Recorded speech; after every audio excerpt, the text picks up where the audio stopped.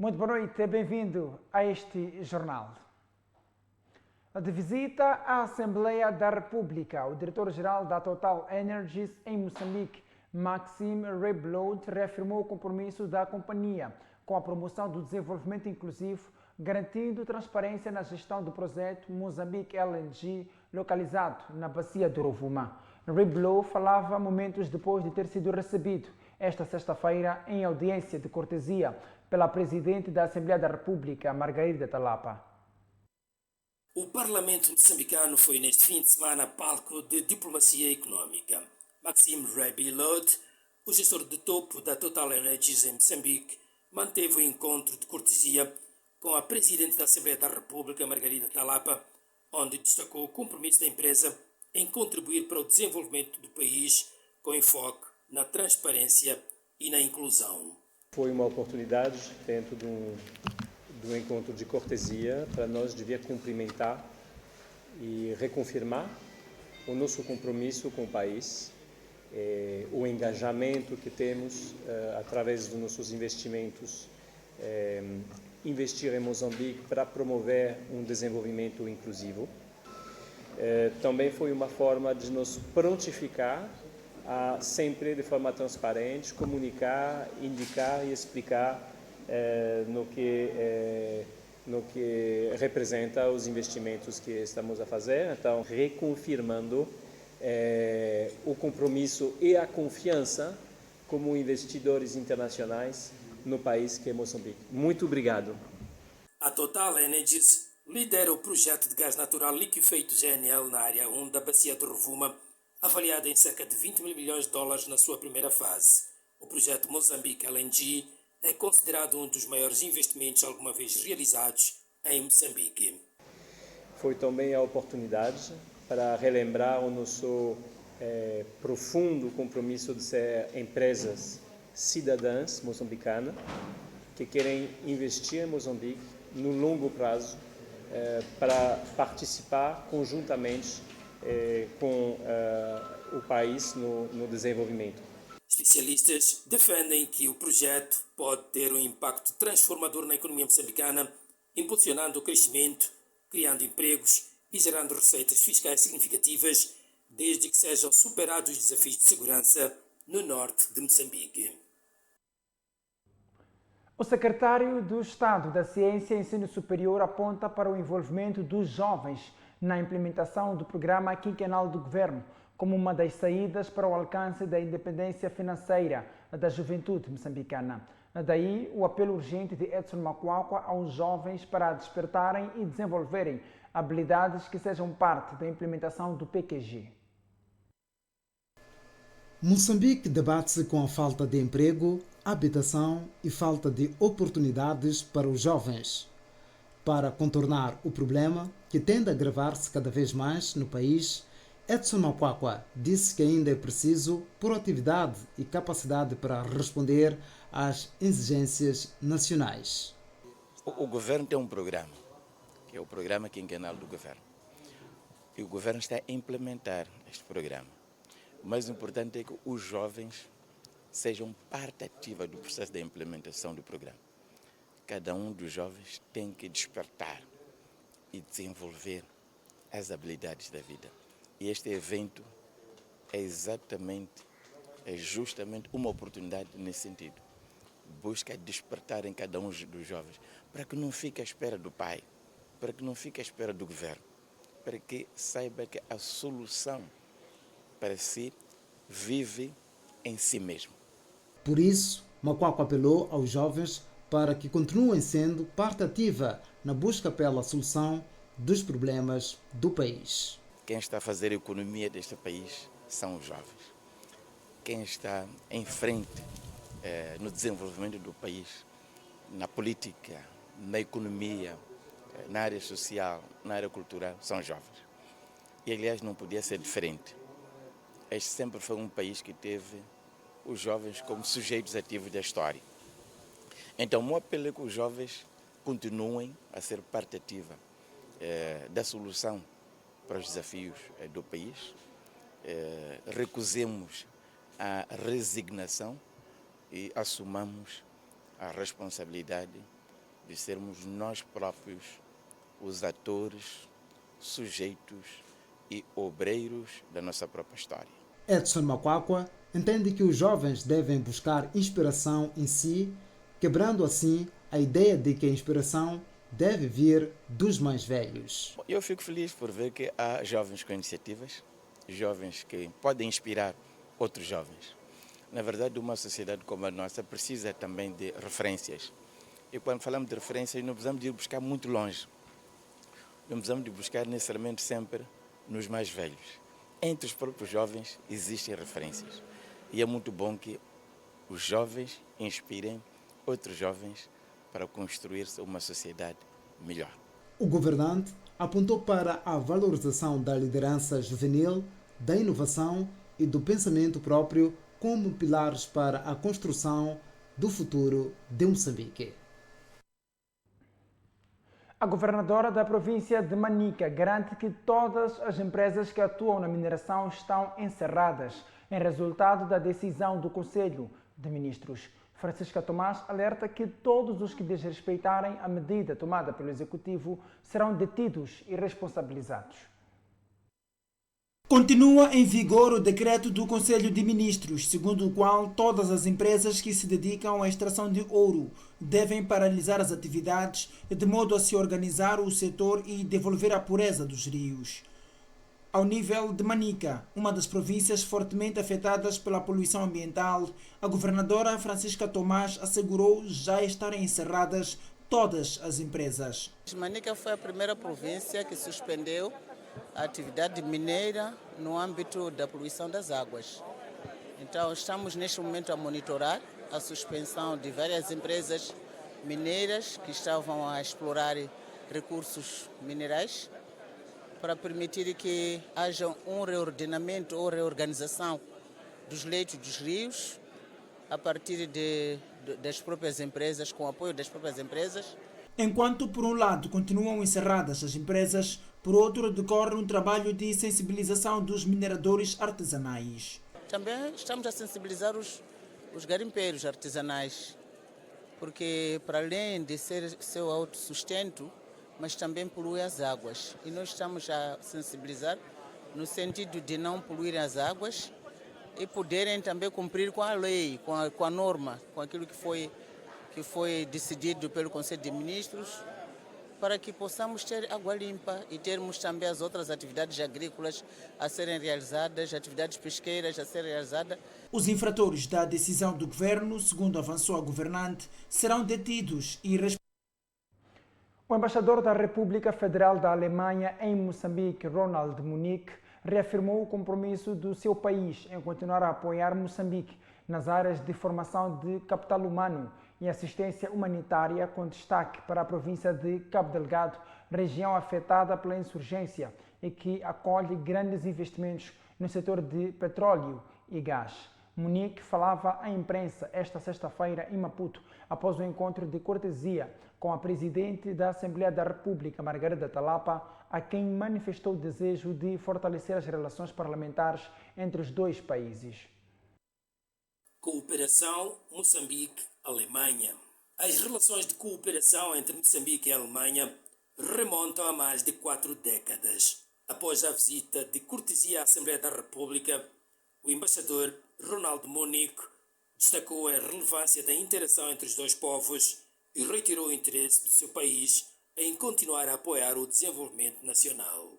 Somos parceiros fiáveis e por isso podemos também falar sobre todos os aspectos para melhorar vários e confrontar vários desafios. No domínio parlamentar, o diplomata expressou a vontade de promover uma cooperação mais estreita, sublinhando o papel da Assembleia da República no processo de diálogo nacional inclusivo. Pensamos que é um processo, outra vez, um processo dos moçambicanos para os moçambicanos, um processo muito importante para nós dar a confiança que é a possibilidade para introduzir reformas profundas. Pensamos que reformas profundas são a ideia deste processo, deste diálogo, e apoiamos, por isso, este diálogo. De acordo com Ronald Munique, o apoio alemão a Moçambique é multiforme, cobrindo áreas como a ajuda humanitária, formação profissional e segurança, com especial atenção às províncias mais vulneráveis. Anunciamos uma nova ajuda, uma ajuda contínua, constante e adicional para a saúde das crianças e das crianças no Cabo Delgado que são afetados como deslocadas. Então, temos vários projetos de desenvolvimento. Um projeto de desenvolvimento, mas não só em Cabo Delgado, mas também em todo o Moçambique. E falamos também, durante o nosso encontro sobre isto, é a formação profissional. Formação profissional que é tanto importante para o desenvolvimento de nossos países, porque este dá a perspectiva, os instrumentos para os jovens, para ter um emprego e também dá a possibilidade às empresas privadas, o setor privado, que precisa especialmente pessoas formadas. Ronald Munique é embaixador em Moçambique. A ministra da Educação e Cultura diz que os professores devem ter autoestima, não devendo comparar-se a qualquer outra coisa. Samaria Tovela vai mais longe e diz que o professor tem que conquistar o seu lugar. A ministra respondia à pergunta colocada pela MBC-TV, na sequência da contestação dos professores que afirmaram terem sido ofendidos com os últimos pronunciamentos da titular das pastas da Educação. Os professores sentiram-se ofendidos com as declarações da ministra, quando fez aquela comparação da chaleira, sentiram-se ofendidos, foram até ao provedor de justiça. Como é que viu as... A questão não, os professores ficaram ofendidos, mas o que eu quero, acima de tudo, não é ofendê-los. É dizer que eles sozinhos têm que ter autoestima. O professor não pode se comparar com qualquer outra coisa. O professor nós todos estamos aqui por causa do professor. Essa é que é a questão-chave. Nós estamos aqui por causa do professor e o professor tem que conquistar o seu lugar. Nós temos professores que estamos a ter professores que não fazem stick das aulas. O professor não pode fazer isso. Temos professores simplesmente para as aulas, estão a parar as aulas de dia. No entanto, o problema são as horas extras, são à noite. Não se está a perceber. Não vão dar as aulas. Mas de dia todos nós temos que estar a trabalhar, temos 8 horas por dia para trabalhar. Então, o problema não é eles se ofender, o problema é terem consciência que algumas práticas estão a levar. Não são as mais apropriadas, não dignificam a nossa profissão como professores. Nós não podemos fazer isso. Quando eu trouxe a chaleira, é que a chaleira, tu sabes, tens que ligar para ela aquecer a água. Se a gente não liga, então o professor não pode se guiar apenas pelo salário. Não pode. O professor é mais do que isso aí. Muito mais do que isso. Nós trabalhamos tantas horas, trabalhamos fim de semana, essa é a vida do professor. E não tem salário ao fim de semana, mas o professor está ali a trabalhar, a corrigir, a fazer isto, não se está a perceber. Quer dizer, a tarefa de ser professor é quando a gente diz que é uma tarefa nobre. Significa que não pode pensar, quer dizer, eu toma da casa, se recebo dinheiro, trabalho. Não, é mais do que isso. Então, o que eu quero efetivamente aos meus colegas é chamar a consciência que eles não são quaisquer pessoas, não podem se portar como é, se não nos pagam, vamos ficar. Estamos a prejudicar crianças, é nosso papel educar as nossas crianças. O porta-voz dos ex-guerrilheiros da Renamo, João Machava, diz que o Conselho Nacional do Partido, realizado em Nampula, tinha um objetivo claro: perpetuar a liderança de Yusuf Mohamed e, no partido, aliás, e manipular a opinião pública. A Renamo enfrenta uma crise interna reforçada pelo crescente descontentamento em relação à liderança de Yusuf Mohamed. A reunião do Conselho Nacional, realizada entre os dias 16 e 17 do corrente mês, foi marcada por tensão com alguns membros impedidos de entrar na sala da reunião. Segundo João Machava, porta-voz dos ex-guerrilheiros, a reunião tinha como objetivo principal manipular a opinião pública. Sobre esta reunião do Conselho Nacional, em primeiro temos a dizer que, tal como havíamos nos referido, nas vésperas da realização desta sessão, que não passava de uma fantochada, ou seja, visava manter o Yusuf Mohamed na liderança. A nossa profecia se concretizou. Infelizmente, esta reunião apenas visava manipular a opinião pública, para se dizer que a Renamo realizou a sessão do Conselho Nacional. É possível realizar uma reunião desta natureza em 4 horas? Com certeza não. Durante o encontro, Ossufo Momade reiterou que só deixará a presidência se o Conselho Nacional assim o determinar e que não se recandidataria no próximo Congresso. Machada diz que, pela gravidade da situação do partido, o evento devia ter decorrido em no mínimo 2 dias para responder todas as questões centrais. Para a gravidade dos problemas que vivemos no seio do partido, era necessário no mínimo 2 dias de debates e deveriam ter culminado, primeiro, na renúncia de Ossufo Momade da liderança do partido. Segundo, na convocação do Congresso Extraordinário para a eleição do novo presidente do partido. E terceiro, na criação de uma comissão de preparação do Congresso. Os desmobilizados da Renam falavam durante uma conferência de imprensa realizada este sábado em Maputo, cujo objetivo principal era reagir em torno das deliberações do Conselho Nacional do Partido. O momento agora é de seguirmos para uma curta pausa, mas voltamos daqui a mais um instante. Não saia daí. Até já.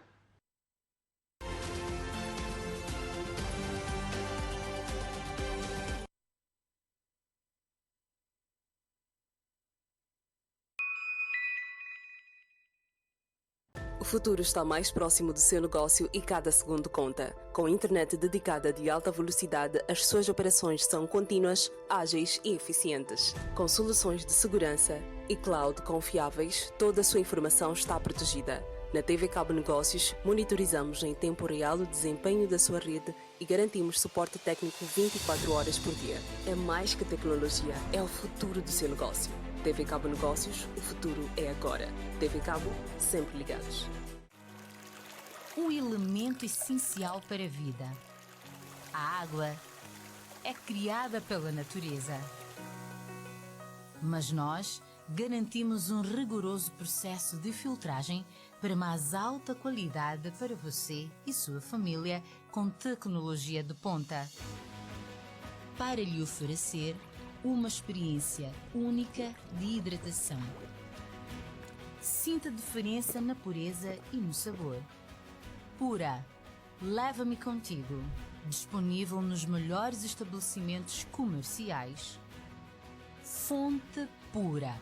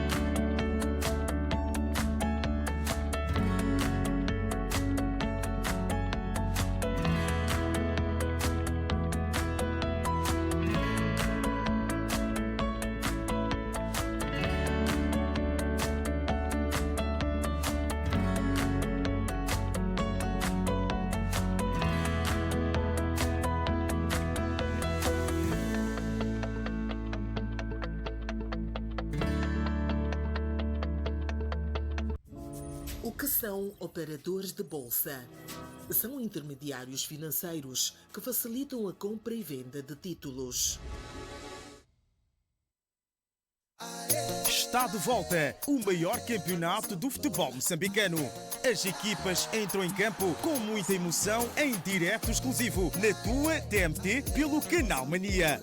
Não perca nenhuma jornada e transforme suas previsões em dinheiro no OSA. Sintonize o Canal Mania 2 e reveja a temporada passada de Moçambola, novelas e filmes imperdíveis.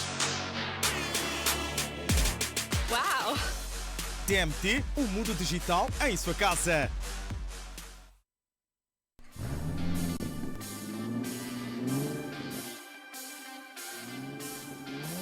Todas as quintas-feiras, às 19 horas, a MBC apresenta a evolução sobre 4 rodas. Bem-vindos ao Sobre Rodas, o teu programa favorito sobre o mundo automóvel. Os mais recentes carros 0 km, designs que inspiram, potências que emocionam, Em cada episódio, poderá conhecer o que há de mais moderno, sofisticado e inovador no universo automóvel. É uma viatura extremamente robusta, confortável e, sobretudo, tecnológica. E que tal se experimentasse? Tecnologia de ponta, conforto, segurança e performance em destaque. Sobre Rodas, o programa que celebra a excelência, inovação e o prestígio da indústria automóvel.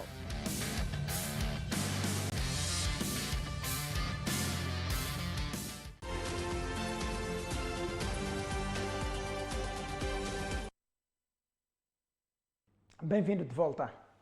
Retomamos assim as notícias para dizer que o meteorologista Arsénio Mindo revelou que a instituição está a monitorar a formação de uma depressão tropical no canal de Moçambique, prevista para as próximas horas e que tem potencial para se intensificar nos próximos dias. Arsénio Mindo contou à MBC-TV que a ameaça tem origem num sistema de baixa pressão atmosférica que se formou a leste da ilha de Madagascar. De acordo com as projeções do INAM, o sistema poderá evoluir e ganhar força para a dimensão de depressão tropical já no dia 23 de outubro em curso. Este alerta surge no início da época chuvosa, que se estende de outubro do ano em curso a abril de 2026, um período em que o país fica particularmente vulnerável aos eventos climáticos. Em entrevista exclusiva à MBC-TV, o Instituto Nacional de Meteorologia considerou prematuro avançar com novos dados sobre a depressão tropical no canal de Moçambique, por ainda estar em estágio de formação. Ontem mesmo a gente está a fazer a monitoria de um sistema ciclónico que se formou na bacia do sudoeste do Índico.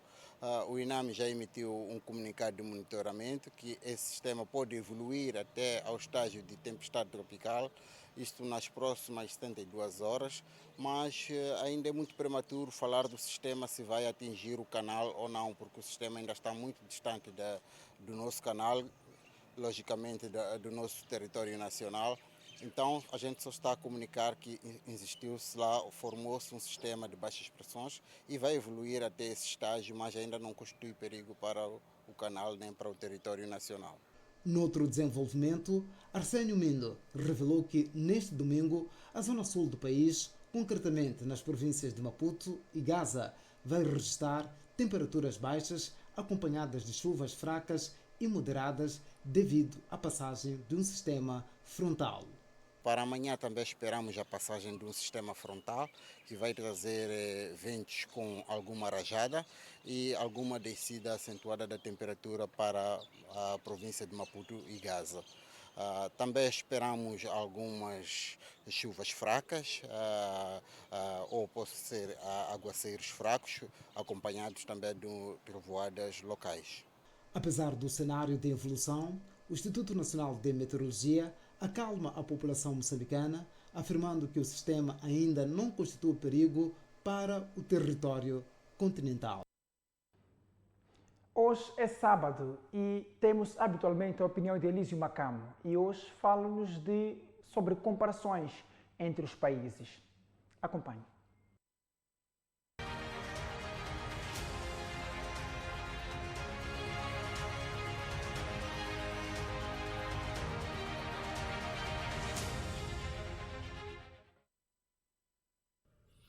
Boa noite, estimados telespectadores. De tempos em tempos, o debate público no nosso país reacende-se com exemplos vindos de fora. O Malawi teve eleições pacíficas, Cabo Verde qualificou-se para o Mundial de Futebol. E ambos são países pequenos, com pequenos ou menos recursos do que Moçambique, e isso serve para muitos como prova de que podíamos estar melhor. E a constatação é justa e o sentimento é compreensível. Mas talvez devamos olhar mais fundo antes de transformar a comparação num juízo moral. Cada país é o resultado de uma história específica, feita de continuidades e rupturas. O Malawi, Cabo Verde e Moçambique partem de legados coloniais, geográficos e sociais profundamente diferentes. Moçambique herdou um território vasto e desigual, uma guerra longa, uma economia concentrada e instituições nascidas sob o signo da sobrevivência. Essa história não explica tudo, mas define o campo de possibilidades dentro do qual o país tenta mover-se. Comparar resultados sem comparar histórias é como medir o comprimento de 2 rios sem olhar o terreno que esses rios atravessam. Uns correm por vales abertos e outros por montanhas. O destino pode ser o mesmo, que é o mar, mas o caminho e o esforço não se comparam. É como quando na universidade avaliamos 2 estudantes sem olhar de onde vieram. Um estudou sempre em escolas privadas, com acesso a livros, internet e professores estáveis, e o outro procurou um sistema público fragilizado, onde muitas vezes não havia luz nem aulas regulares. Então, ambos fazem o mesmo exame, mas o percurso que os trouxe até ali é incomparável. Julgar países apenas pelos resultados é cometer o mesmo erro, é confundir mérito com privilégio e história com vontade. E outra tendência é a de criticar o país a partir de fora, como se Moçambique fosse uma entidade separada das pessoas que o compõem. É verdade que há responsabilidades específicas, responsabilidades políticas, econômicas e institucionais, mas há também responsabilidades sociais e morais que nós partilhamos. Criticar é um ato cívico, mas a crítica só se torna transformadora quando inclui um nós. Enquanto a distância entre o país real e o país imaginado for apenas um discurso e não uma tarefa coletiva, a crítica será mais um espelho do desalento do que um motor de mudança. Foi isso que se revelou de forma dolorosa na violência pós-eleitoral. A destruição de escolas, pontes e edifícios públicos não foi só um episódio de desespero, foi um reflexo de uma história mais profunda. E o que me inquieta não é a destruição em si, mas o modo como ela se inscreve numa lógica recorrente, a de transformar a indignação em algo punitivo contra o próprio país. Muitos dos que justificaram a violência como necessária e justa são as mesmas que amanhã lamentarão a pobreza e o atraso que ela ajuda a perpetuar. E o círculo fecha-se quando a revolta apaga a lembrança da própria ação. E a explicação é conhecida, não é? O poder não permite mudança pacífica. É um argumento real e legítimo, mas é também um sinal de que a história ainda nos governa. Uma história em que a força substitui a política, e a destruição substitui o diálogo, e o ressentimento substitui a responsabilidade. Então, enquanto a violência continuar a parecer mais legítima do que a construção paciente das instituições, o país continuará a correr atrás do próprio prejuízo. E talvez a mais perigosa ilusão seja de que o desenvolvimento depende apenas de fazer tudo certo. Nenhum país o fez. O que distingue os que avançaram dos que estagnaram não é a ausência de erros, mas a capacidade de aprender com eles. O desenvolvimento é um processo cumulativo de aprendizagem institucional, de responsabilidade e de memória. Quando os erros se repetem, é porque o país não aprendeu. Quando aprende, mesmo as derrotas tornam-se sementes do futuro. Portanto, para mim a verdadeira comparação não é com os outros, mas conosco mesmo.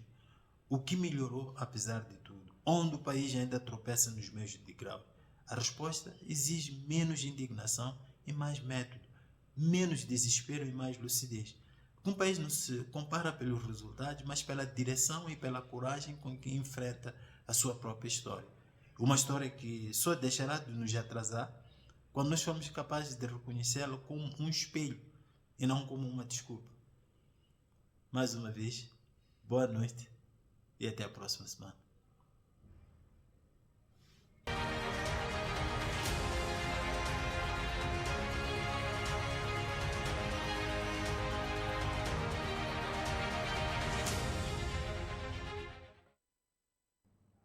Com a opinião de Elísio Macamo, colocamos um ponto final a esta edição do Jornal da Noite.